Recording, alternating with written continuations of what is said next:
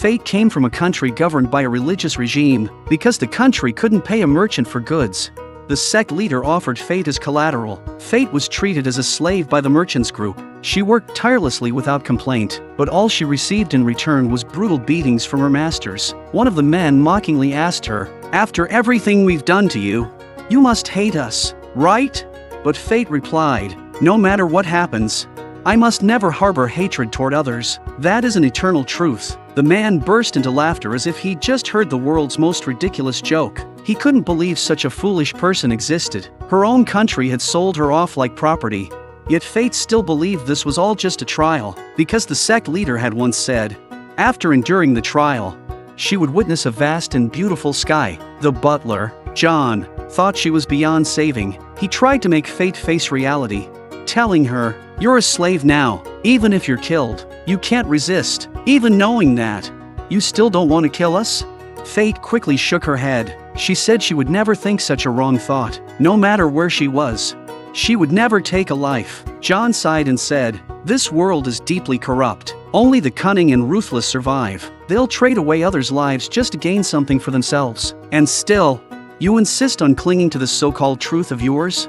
But Fate wasn't shaken by his words. She believed the world would one day become a better place, and if someone truly had to die, she would rather it be herself. Her words left the two men speechless. Soon after, the mistress shouted at her again. Fate carried a basket of wild greens to the river to wash them. In a daze, she felt as if she had remembered something important, but the mistress's yelling snapped her out of it. Soon, everyone gathered around the table for dinner. As a slave, Fate of course wasn't allowed to sit at the table. She stood to the side, holding a bowl of wild green soup, quietly thinking about the memories she had almost remembered. Then it suddenly came back to her, those weren't wild greens at all. They were poisonous herbs. She immediately tried to warn everyone, but the iron chain around her neck was so tight she couldn't speak. One by one, everyone drank the poisoned soup. Fate stood frozen, at a complete loss. She felt overwhelmed with guilt and remorse. She believed she had caused all their deaths, so she made up her mind to die with them, but the mischievous young master knocked the bowl from her hands,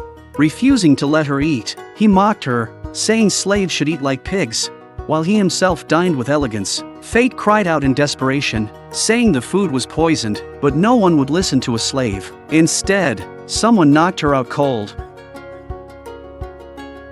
When she regained consciousness, the young master was proudly bragging to the adults. He said he would soon shoot her in the arms and legs, then whip her to death.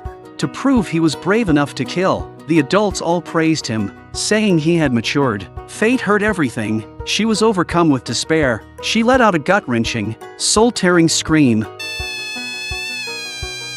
At that moment, everyone began to convulse and die from the poison. One after another, they collapsed before her eyes. Fate dragged her chains over to the lifeless bodies. She found John still barely breathing. She rushed over to check on him. It turned out he had eaten very little, which had saved his life. Fate burst into tears. She deeply regretted not warning them in time. She felt it was all her fault they had died. She believed she had betrayed her faith. Fate begged John to kill her. John unlocked her chains. Then, he pointed the gun at himself. Fate stood in stunned silence. In the distance, she heard voices. She followed the sound. To her surprise, it was coming from a motorcycle named Hermes. Hermes sat with her by the campfire and chatted. It congratulated her on finally being free, but Fate was still drowning in guilt. If only she had spoken up sooner, everyone might still be alive. Hermes told her they would never have listened to a slave. If she had tried to warn them, they probably would have just beaten her instead.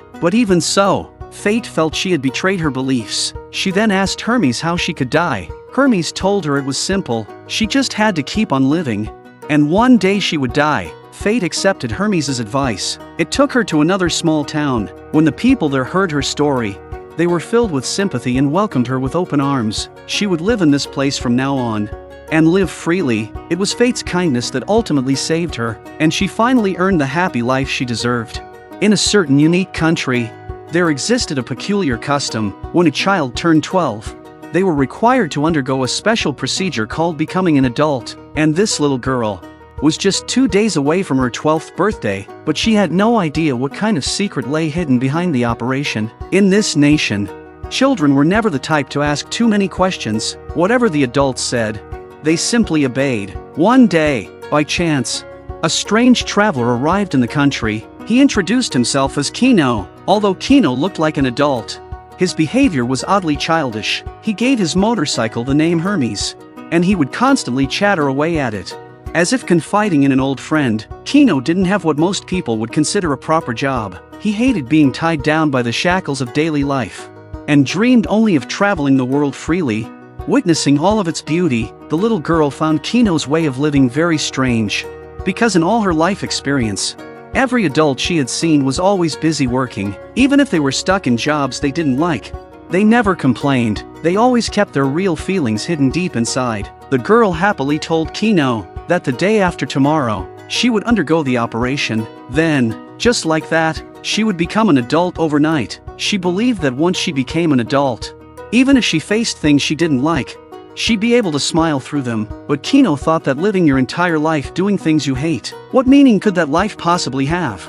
The girl was confused. She couldn't understand whether Kino was truly an adult or still just a child, because in her world, no one but children could live so freely and easily. So she couldn't help but ask, "Are you a grown-up, or are you a kid?"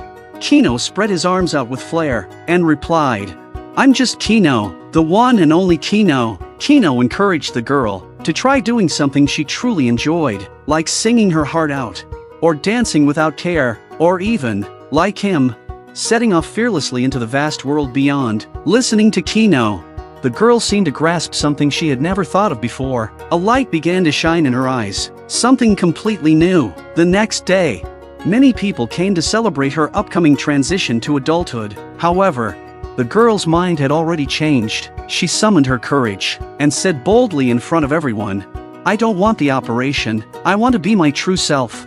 But as soon as the words left her mouth, her father flew into a rage, scolding her harshly. She had never seen her father so terrifying. Even her usually cheerful mother now glared at her with a twisted face, shouting insults. News of her declaration spread quickly across the country. Like a storm, everyone began gossiping about her family, blaming her parents for raising her poorly. Her furious father confronted Kino, accusing him of filling the girl's head with bad ideas, though Kino had plenty to say in return. As a foreigner, he knew he had no right to interfere with the customs of another country. So, Kino decided to leave this strange land. He bent down to say goodbye to the girl, but then, something completely unexpected happened. Her father appeared behind them, holding a sharp blade, a cold smile on his face. In this twisted society, children were considered their parents' possessions. For a child to defy adult orders meant that this defective product had to be destroyed. Gripping the blade tightly, the father stepped slowly toward the girl. She stared blankly at him, meeting his cold eyes. Then suddenly, warm drops of blood splashed across her face. Kino had stepped in front of her without hesitation. The adults saw Kino lying in a pool of blood, but instead of panicking, they wore smug smiles and made excuses. They insisted it was all the outsiders' fault, and claimed they had done nothing wrong. It was in that moment, the girl finally and completely realized, these so-called adults had lost all independent thought. They were nothing more than mindless followers. Just then, the motorcycle spoke. It calmly explained how to operate it, and then asked her, "Do you want to die? Or do you want to live freely?" The girl slowly looked up at the sky, and saw birds flying free. A deep longing for freedom swelled in her heart. At the very moment her father lunged toward her, she leapt onto the motorcycle, and tore out of that suffocating country at lightning speed. The scenery on both sides blurred like a dream as it flew past, the winding road stretching endlessly before her. At last, she arrived at a sea of blooming flowers, gazing quietly at the sky as blue as a sapphire. From that moment on, the girl had a new name, Kino, together with the motorcycle named Hermes. She set off on a brand new journey full of unknowns and challenges, to seek a world that was broader and more real.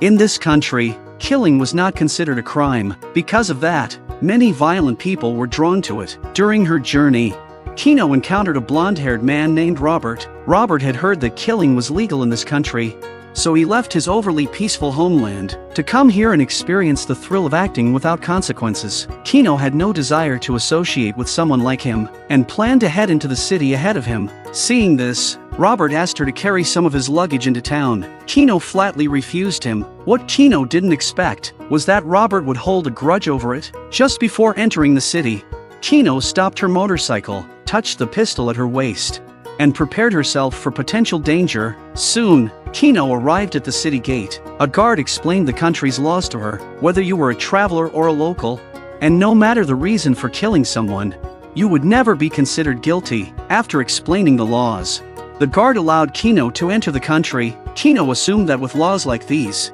the city must be in utter chaos, filled with arson, looting, and murder. But once she entered the city, she was shocked to discover that the streets weren't chaotic at all. In fact, everything was perfectly orderly. The people even wore expressions of happiness. Nothing like the terrifying image the rumors had painted. Still, Kino couldn't fully let her guard down. Even when sleeping, she kept her gun tightly in hand. The next day, she wandered around the city. Everywhere she went was peaceful and calm, and the locals treated her, a traveler, with great kindness. However, Kino did notice something unusual. Every citizen, regardless of age or gender, carried a weapon. Curious, Kino asked why. The answer she got was simple: the weapons were for killing. Only then did Kino realize that the rumors hadn't been false. She just chose not to dig any deeper. After buying some food supplies, she was ready to leave the country, but just then, a shout rang out behind her. It was Robert, the man she'd met outside the city. He was still angry that Kino had refused to help him, and now he threatened her to hand over all her belongings, or be shot on the spot. The townspeople seemed completely unfazed by this. No one stepped in or offered help. Instead, they all quietly walked away, choosing to watch the fight from a distance. Kino seemed to understand something at that moment. She didn't confront Robert directly, but hid behind her motorcycle. Robert thought she was scared, and decided to kill her. But just then, an arrow pierced the hand holding his gun. A woman from an upstairs window had shot him. Robert was confused why she would attack him. That's when he saw groups of townspeople approaching. They all carried different kinds of weapons. He tried to pick up his gun from the ground, but a man shot it out of reach. He tried to run, but another arrow struck him in the leg. As the people drew closer, Robert shouted in anger, "Isn't killing legal here?"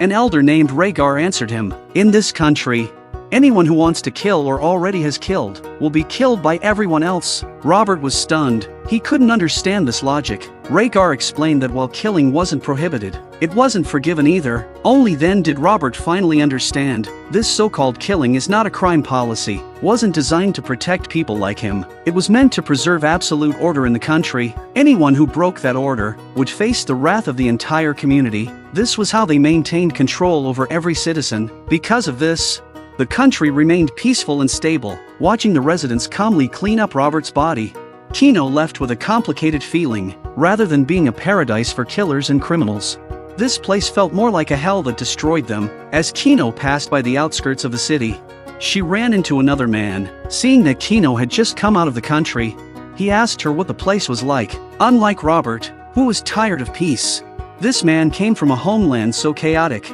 that he had been forced to kill someone in order to survive. He had heard that this country was peaceful and safe, so he came here hoping to settle down. Kino told him, "If what you're seeking is true peace, then this country is definitely right for you."